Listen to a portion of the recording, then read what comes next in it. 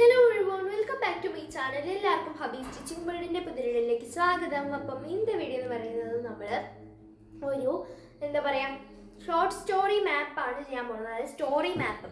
Okay, അപ്പം നമ്മളിങ്ങനെ world map എന്നൊക്കെ കേട്ടിട്ടുണ്ട്. സ്റ്റോറി മാപ്പ് എന്ന് ആദ്യമായിട്ടായിരിക്കും അല്ലേ? ഞാനും ആദ്യമായിട്ട് തന്നെയാണ് കേൾക്കുന്നത്.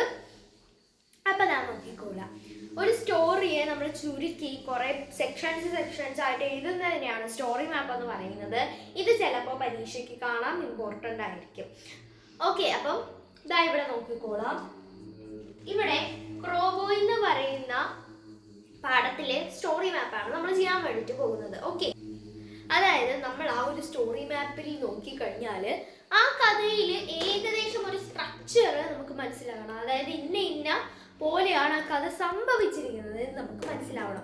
എക്സാമ്പിൾ ഇവിടെ ക്രോബോയ് തന്നെ ആയിക്കോട്ടെ. ഇപ്പം ഈ ക്രോബോയിൽ ഉള്ള കുറേ ഇവൻറ്റുകൾ വെച്ചിട്ട് നമ്മളൊരു ചെറിയ ഓരോരോ ബിഗിനിങ്, അതുപോലെ മിഡില്, അതുപോലെ അങ്ങനെയുള്ള ഭാഗങ്ങൾ വെച്ചിട്ടൊരു ഓരോരോ ബോക്സ് വരച്ച് അങ്ങനെയുള്ള ഭാഗങ്ങളൊക്കെ എഴുതിയെന്ന് വെച്ചോളാം. അത് എന്താവും? ഒരു സ്റ്റോറി മാപ്പ് ആവും അല്ലേ? ഒരു സ്റ്റോറിയുടെ ചെറിയൊരു സ്ട്രക്ചറാണത്. ഓക്കെ, അപ്പം നമുക്ക് എന്ത് ചെയ്യാം? നേരെ നോക്കാം. ഓക്കെ, ആദ്യമേ തന്നെ ടൈറ്റിൽ ഓഫ് ദ സ്റ്റോറിയും ഓതറും കൊടുക്കണം.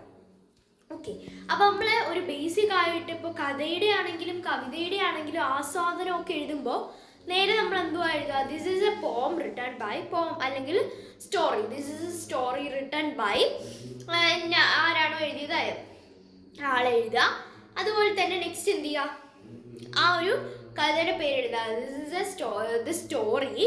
ആ ഒരു കഥയുടെ പേര് എഴുതിയിട്ട് എന്ത് ചെയ്യാം? ദിസ് ബൈ റിട്ടൺ ബൈ എന്ന് പറഞ്ഞാൽ ഇപ്പം എനിക്ക് എക്സാമ്പിൾ എഴുതി കാണിക്കാം. Okay, the story written the story crow boy written by Taro Yashima എന്ന് പറഞ്ഞല്ലേ നമ്മൾ ഫസ്റ്റ് ഒരു ആസ്വാദനം എഴുതുമ്പോഴാണെങ്കിലും ഒക്കെ തുടങ്ങാറ്. അപ്പം അതുപോലെ ഇവിടെ നമ്മൾ എന്ത് ചെയ്യുക? ടൈറ്റിൽ ഓഫ് ദ സ്റ്റോറിയും ഓതറിന്റെ പേരും കൊടുക്കുക. ഓക്കെ, അപ്പൊ അത് ആ ഒരു സെക്ഷൻ തീർന്നു. ഇതാണ് നമ്മുടെ ഫസ്റ്റിലത്തെ സെക്ഷൻ എന്ന് പറയുന്നത്. ഫസ്റ്റിലത്തെ സെക്ഷനാണ് ഇതെന്ന് പറയുന്നത്. എന്താണ്? ടൈറ്റിൽ ഓഫ് ദ സ്റ്റോറിയും അതുപോലെ തന്നെ എന്താ ടാരോ ആ ഒരു ഓതറിന്റെ പേരും. ഓക്കെ, അപ്പൊ ഇതാ നോക്കാം. Okay, next question. ഇതെന്താണ്? ഇത് ബേസിക് ആയിട്ടുള്ള കാര്യങ്ങളാണ്, അതായത് നമ്മുടെ ഒരു കഥയിലെ ബേസിക് കാര്യങ്ങളാണ്. ഇനി അടുത്തതാണ് നമ്മുടെ സെറ്റിങ്സ് എന്ന് പറയുന്നത്. സെറ്റിങ്സ് എന്താണ്? Where and when the story takes place. അതായത് എവിടെയാണ് ആ ഒരു സ്റ്റോറി എപ്പോഴാണ് നടക്കുന്നത്, അത് നമ്മൾ എന്ത് ചെയ്യണം? എഴുതണം. ഇതിപ്പോ എവിടെയാണ്? ചിബി സ്കൂൾ അല്ലേ? ചിബിയുടെ സ്കൂളിൽ വെച്ചല്ലേ ഈ സംഭവം നടക്കുന്നത്. ഒരു കഥയിൽ മെയിനായിട്ടും പറയുന്നത് ചിബിയുടെ വീടിനെയോ പ്രകൃതിയോ ഒന്നും പറ്റിയല്ല. എന്തിനെ പറ്റിയിട്ടാണ്?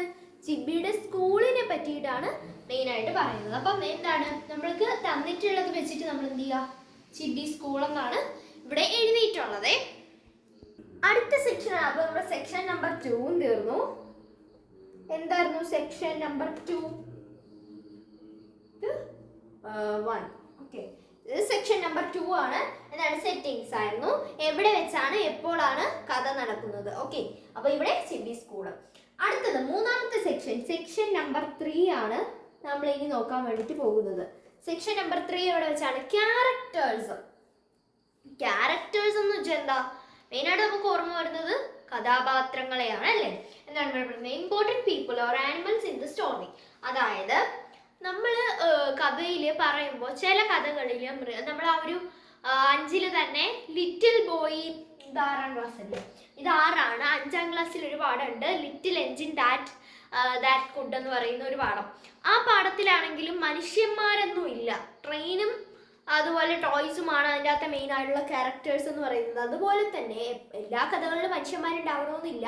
കാർട്ടൂൺ സ്റ്റോറീസ് ബേസ്ഡ് ആയിട്ട് വരുമ്പോൾ അത് ആനിമൽസ് ആയിട്ട് വരും കേട്ടോ. അപ്പം എന്താണ്? ആ കഥയിലുള്ള മെയിനായിട്ടുള്ള ആനിമൽസോ അതോ മെയിനായിട്ടുള്ള കഥാപാത്രങ്ങൾ അത് തന്നെയാണ്. ഏറ്റവും കൂടുതൽ റോള് വരുന്ന കഥാപാത്രങ്ങൾ നമ്മൾ എഴുതുക. ഓക്കെ, ഇവിടെ ഏതൊക്കെ ആരൊക്കെയാണ്? Chibi, mister Isobe, Chibi school mates, അതായത് ചിബിയുടെ ക്ലാസ്മേറ്റുകൾ, അതുപോലെ തന്നെ ചിബിയുടെ സാറ, മിസ്റ്റർ റിസോബ് നമ്മൾ പഠിച്ചു. അടുത്തതാരാണ്? അടുത്തതായിട്ട് ചിബി ഒരു ക്യാരക്ടർ അല്ലേ? ചിബിനെ അല്ലേ നമ്മൾ കഥയാണല്ലോ അത്. നെക്സ്റ്റ്, അപ്പൊ സെക്ഷൻ നമ്പർ 3 കഴിഞ്ഞു. സെക്ഷൻ നമ്പർ 3 എന്താണ്? ക്യാരക്ടേഴ്സ്. നമ്മൾ ഓരോരോ സെക്ഷൻ ബേസ് ഇങ്ങനെ നോക്കിക്കഴിഞ്ഞാൽ നിങ്ങൾക്ക് ഇത് മനസ്സിലാവും.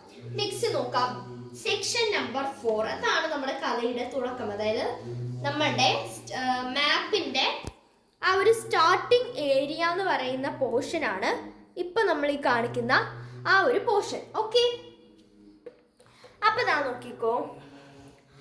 ഓക്കെ, അപ്പൊ ദാ നോക്കിക്കോളാം. On the first day of school.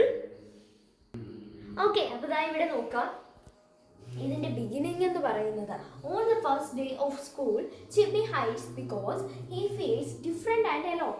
He is small and quiet and the other kids call him Chibi and leave him out. അതായത് നമ്മുടെ ഒരു ഫസ്റ്റ് സീൻ എന്ത് ചെയ്യുക, ചുരുക്കി എഴുതുക, വളരെ ചുരുക്കിയിട്ട ഒരു 2-3 സെന്റൻസ് വെച്ചിട്ട് നമ്മൾ എഴുതുക. എങ്ങനെ എഴുതണം? ഫസ്റ്റ് ഡേ, സ്കൂളിൻ്റെ ഫസ്റ്റ് ഡേയിൽ ചിബി എന്താണ്, എല്ലാവരിൽ നിന്നും ഒളിച്ചിരുന്നു. കാരണം എന്താണ്, അവന് മറ്റുള്ളവരിൽ നിന്നും വ്യത്യസ്തമായിട്ട് കുട്ടികൾ കാണുകയും അതുപോലെ തന്നെ അവൻ വളരെ കുഞ്ഞിതായതുകൊണ്ട് അവനെ എന്ത് ചെയ്തു, ചിബി എന്നതിൻ്റെ അർത്ഥം എന്താണ്, ടൈനി എന്ന ആ ഒരു അർത്ഥം വരുന്ന ചിബി എന്ന പേര് ഇടുകയും ചെയ്തു. ഓക്കെ, അതാണ് നമ്മുടെ ഫസ്റ്റ് തിങ്. ഇതൊന്നും ഞാൻ വിശദമാക്കി പറയുന്നില്ല, കാരണം നമ്മളെല്ലാം പഠിച്ചതാണ്. അതുപോലെ തന്നെ അവനെ എല്ലാവരും എന്ത് ചെയ്തു, അവോയ്ഡും ചെയ്തു.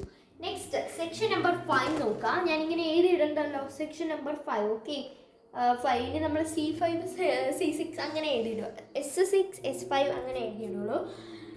മിഡിൽ ഇല്ല, അതായത് ആ ഒരു കഥയുടെ ആ ഒരു നടുക്ക് ഭാഗം വരുമ്പോൾ നമ്മൾ എങ്ങനെയാണ്, at the middle of the story a new school teacher mister Isobe came to school. He noticed Chibi and realized that he has some special skills. The arrival of Mr. Isopp totally changed Chibi's school life. വളരെ ചുരുക്കിയിട്ടാണ് എഴുതിയിട്ടുള്ളത്. നിങ്ങൾ എഴുതുമ്പോൾ എന്ത് ചെയ്യുക, ഇന്നും ചുരുക്കി maximum എഴുതാൻ നോക്കുക. ആ കഥ നല്ലതായിട്ട് വായിച്ചു കഴിഞ്ഞാൽ നിങ്ങൾക്ക് 5-6 സെൻറ്റൻസ് ഒക്കെ ഉണ്ടാക്കാൻ അറിയാവുന്നുണ്ടെങ്കിൽ പെട്ടെന്ന് തന്നെ കുഞ്ഞിതാക്കിയൊക്കെ എഴുതാൻ പറ്റും. കുനിക്ക് എഴുതണമെങ്കിൽ ഒരു ഷോർട്ട് സ്റ്റോറി ആവും. അങ്ങനെ നമുക്ക് നോക്കാം. ഈ ഒരു കഥയുടെ ആ ഒരു നടുഭാഗത്തായിട്ട് എന്താണ് വരുന്നത്, ഒരു പുതിയ സ്കൂൾ ടീച്ചറായ മിസ്റ്റർ ഇസോബ് എന്ന് പറയുന്ന ഒരു പുതിയ സ്കൂൾ ടീച്ചർ കടന്നു വരുന്നു. ആ സ്കൂൾ ടീച്ചർക്ക് എന്താണ്, ചിബിയിൽ കുറച്ച് കഴിവുകളുണ്ടെന്ന് മനസ്സിലാകുന്നു. അങ്ങനെ ആ സ്കൂൾ ടീച്ചർ വന്നതോടുകൂടി ചിബിയുടെ ജീവിതം മാറി മറിയുന്നു. ഇത്രയേ ഉള്ളൂ. അതിനെ ഇംഗ്ലീഷിലാക്കി കഴിയുമ്പോൾ ഒരു 3-4 സെൻറ്റൻസ് വരും. ഓക്കെ, അപ്പോൾ നെക്സ്റ്റ് നോക്കാം. നെക്സ്റ്റ് 6ാമത്തെ സെക്ഷൻ 6. ഓക്കെ, സെക്ഷൻ 6 നോക്കുമ്പോൾ എൻഡിങ് ആണ്, അതായത് അവസാനമാണ്. കഥയുടെ അവസാനം എന്താണ്, at the end of the story Chibi surprised everyone with his special imitating skill. All the children felt sorry for avoiding him. In the last 6 years, Chibi became the hero of the school. എന്താണ് ഇവിടെ പറയുന്നത്, last കഥയുടെ അവസാനം ചിബിയുടെ ആ ഒരു skill, ആ ഒരു imitating skill അവ പുറത്ത് കാണിക്കുകയും അതുപോലെ തന്നെ എന്താണ് എല്ലാ കുട്ടികളും വളരെ ആശ്ചര്യപ്പെട്ട് ഇതിൽ എല്ലാവർക്കും വിഷമം തോന്നുകയും ചെയ്യുന്നു.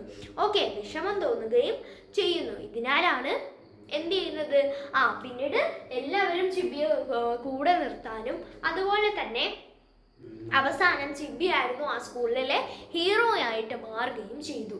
ഇതിനെ സെന്റൻസ് ആക്കി എഴുതുമ്പോൾ കുറച്ച് വരും കേട്ടോ, കുറച്ച് മീൻസ് ഒരു 5-6 സെന്റൻസ് എങ്കിലും വരും മിക്കവാറും. ഓക്കെ, നമുക്കിവിടെ ഒരു ക്വസ്റ്റ്യൻ തന്നിട്ടുണ്ട്. What does the story tell us about treating others who are different from us? Okay, അതായത് എന്താണ് ഈ ഒരു ഷോർട്ട് സ്റ്റോറി നമ്മൾ പഠിച്ചല്ലോ. ഇതിൽ ടോട്ടൽ 6 സെക്ഷൻസ് ആണ് വരുന്നത്. 6 സെക്ഷൻസിലൂടെ നമുക്ക് നോക്കുമ്പോൾ ആ ഒരു കഥയുടെ ഏകദേശം ഒരു രൂപം മനസ്സിലാവും.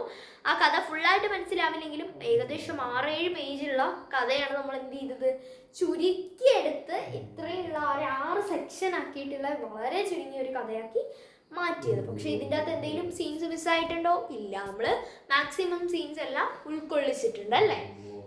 നമുക്ക് വേണമെന്നുണ്ടെങ്കിൽ 7ാമതൊരു ബോക്സ് വരച്ചിട്ട് അങ്ങനെയൊന്നും ചെയ്യണ്ട. ഓക്കെ, 7ാമത്തെ സെക്ഷൻ ഇല്ല. നിങ്ങൾക്ക് വേണമെങ്കിൽ ഈ 6ൻ്റെയും ഒക്കെ മുമ്പേ എന്ത് ചെയ്യാൻ, വേണമെങ്കിൽ ഒരു ബോക്സ് അടിച്ചിട്ട് ചിബി ഈസ് കമ്മിങ് ഫ്രം അങ്ങനെ അവൻ്റെ ആ ഒരു. ഓക്കെ, അതുപോലെ എന്താണ് ഇവിടെ ചോദിക്കുന്നത്, എന്താണ് ഇവിടെ ചോദിക്കുന്നത്? നമ്മളിൽ നിന്നും വ്യത്യസ്തമായിട്ടുള്ളവർ, ഈ ഒരു കഥയിൽ നിന്ന് നമ്മളിൽ നിന്നും ഉള്ളവരെ എങ്ങനെ എങ്ങനെ ട്രീറ്റ് ചെയ്യണം, എങ്ങനെ പരിപാലിക്കണം എന്നുള്ളതാണ് നമുക്ക് ഈ ഒരു കഥയിൽ നിന്നും മനസ്സിലാകുന്നത് എന്നതാണ് ക്വസ്റ്റ്യൻ. ഞാൻ നോക്കിക്കോളാം. We never avoid or misbehave. Misbehave എന്ന് വെച്ചാൽ എന്താ? ഇത് ഒരുമാതിരി കളിയാക്കണ സ്വഭാവം ഇല്ലേ? ഇങ്ങനെ നമുക്കൊരു കുട്ടി ഇപ്പോൾ പെട്ടെന്ന് ഭയങ്കര ഫീലാവുന്ന, പെട്ടെന്ന് ഇങ്ങനെ കൊള്ളുന്ന ഒരു സ്വഭാവം ഉണ്ടെന്ന് വെക്കാം എന്നെ പോലെ.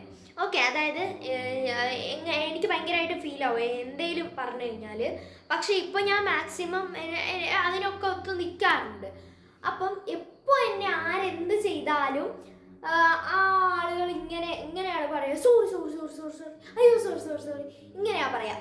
അപ്പം അത് അങ്ങനെയൊന്നും ബിഹേവ് ചെയ്യാൻ പാടില്ല. ഓക്കെ, അപ്പോൾ നമ്മളിൽ നിന്നും വ്യത്യസ്തമായിട്ടുണ്ടെന്ന് പറയുമ്പോഴത്തേന് നമ്മളവരെ കൂടെ ചേർത്ത് നിർത്തി അവരുടെ ആ ഒരു വ്യത്യസ്തത നമ്മൾ പുറത്ത് കാണിക്കാതെ, അതായത് അവരെ നമ്മൾ എന്ത് ചെയ്യുക, നമ്മൾ ഒരു പെട്ടെന്ന് കരയുന്ന ഒരു സ്വഭാവമാണെങ്കിൽ അവർ നമ്മൾ എന്ത് ചെയ്യുക, ബോൾഡാക്കുക. അതാണ് റിയൽ ഫ്രണ്ട്ഷിപ്പ് എന്ന് പറയുന്നത്. അല്ലാതെ പിണങ്ങി ഇരുന്നിട്ടോ അല്ലാതെ ഇങ്ങനെ സോറി സോറി സോറി സോറി എന്നിങ്ങനെ കളിയാക്കിയിട്ടോ ഒന്നും ഒരു കാര്യവും ഇല്ല.